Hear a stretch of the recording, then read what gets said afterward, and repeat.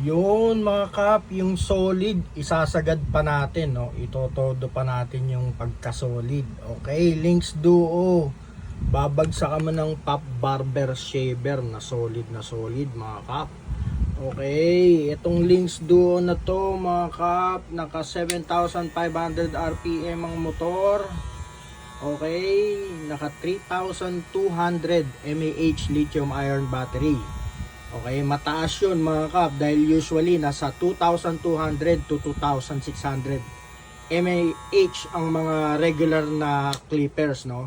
Pero ito ay 3,200 mAh, leather with notches, naka paid blade siya mga kap, black ceramic, solid na solid. Sasamahan mo nitong Lynx Duo na naka T-outliner blade, zero gap, and naka black ceramic din mga kap. Ayan, and on top of that mga kap, meron pa itong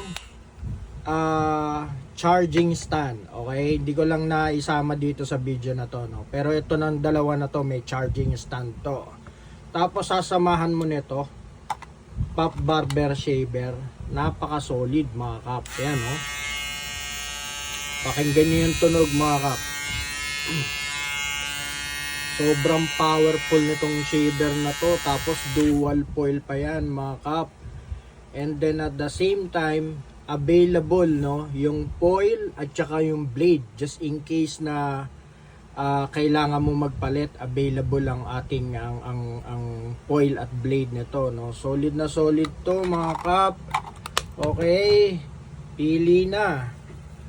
Ito na yon mga kap, Lynx Duo with Pop Barber Shaver. Apaka-solid na to mga kap. So dun sa mga interested mga kap, okay, direct message lang para mabilis po ang ating transaksyon. Okay, cash on delivery via LBC nationwide. Okay, walang bibitawan hanggat hindi po napapadala, no? At pwedeng cash on delivery, pwedeng cash on pickup. Okay, yun lang mga kap. Maraming salamat. God bless you all. Thank you.